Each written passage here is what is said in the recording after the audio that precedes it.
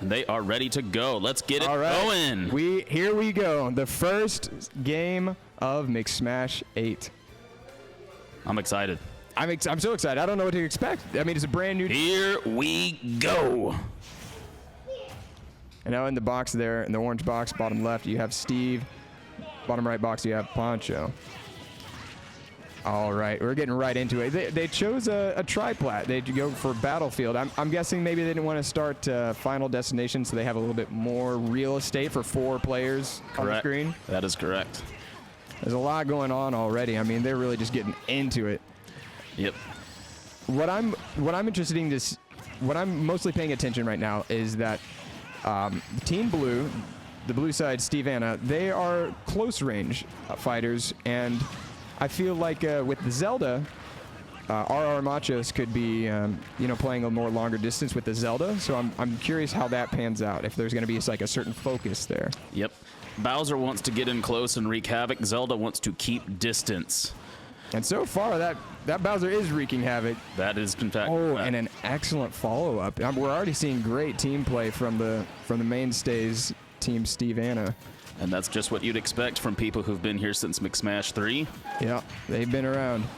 And I'm noticing now they have opted to keep the team attack off. That's sort of a house rule here at McSMASH and doubles. The standard is to have team attack on, but if both teams agree, they play with it off. Excellent. It is always way easier to play with it off. Yeah, there's a different meta. There's a different way to play, a different area to work around. There's different things to look out for it. So I imagine this could be very different for either of these teams in their next rounds if their next opponents don't,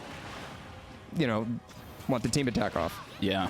Having to think about what your attacks are doing to your teammate just is a whole new dimension of things to think about when you already have way too many things to think about. You've got 2 opponents to keep track of, yourself to keep track of, and it's just a mess on screen. There can be a pretty high mental stack just in 1v1s. So when you throw in 2v2s, it's interesting because you can have a pretty decent gap in skill from individual players, but just by the nature of the chaos, I feel that the 2v2s can very quickly even out, and the skill is not quite as noticeable. It's like, oh, you're more experienced, but are you more experienced in 2v2s? Because most people are focused on 1v1. So you throw this many characters in, it's going to be a learning process for everyone. That is correct. And looks like Bowser has gone down. Yeah. Leaving Dark Pit to fend for, and he's down. Okay, it was the last stock, though. Yeah. Last stock on each of them. And with Bowser getting knocked out early, being the first one to leave as the heavy character, that's going to be harder to come back from. Absolutely. So I feel like that was on the edge, because if the Bowser stuck around a little longer, could have gone down to 1 stock each team. I do think that there is a difference between playing Bowser, who only has himself, and Dark Pit, who has projectiles, and he can do both long-range attacks and short-range attacks. So if you're Bowser, you're just looking for someone to attack. Definitely. Whereas at the Dark Pit, you can be attacking both people at once, and it's just a different dimension of gameplay. Mm-hmm. And with team attack off, I mean, you don't have to, with these 2 different dimensions of gameplay, there's no collision, so you really just run wild with it. All right, here we go, game 2. Like I want to point out, like toward the beginning there, we saw that Joeanna with Bowser would be able to land a grab on someone, and from behind, her teammate Steve would be there with the over beef, the side beef from Dark Pit, and without the team attack, it just goes straight to the opponent. So like that's a nice setup they've got there. They've definitely put some time into it. They definitely have. Let's see who's going. Yeah, already there was a stock loss for Bundy, unfortunately. Looks like we have a character change. Dark Pit is now Chrome. Ike. Yeah. And it looks like he's doing all right for him, except for the early first stock. Oh no, a side special the wrong direction. That is 3 stocks in less than a minute lost from Team Blue, Joeanna. This is that went south pretty quickly, but the high percent, let's see if they can keep it together long enough to make it happen. Oh, he misses the up B, and that's a KO. And Matt, Team RR Machos, losing the first stock, not able to make it back to the ledge. This Ike up special with armor, going to be hard to get knocked out of without the team attack, able to throw it out whenever, wherever he wants.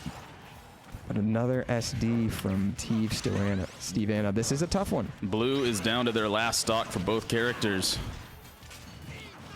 And so early on, like that, a couple things went south pretty quickly. This game can turn so fast.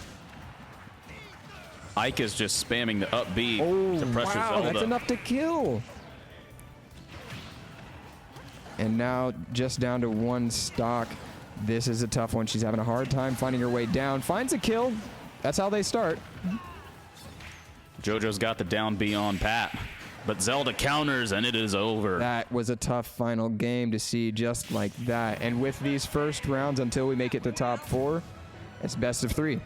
So that's it for their winners run. RR Machos going to be moving on. And Our Machos with a strong introduction. yeah. But, I mean, look at that. We swapped over to the camera. You see them all just talking about having a good time. Smiles are all around. That is correct.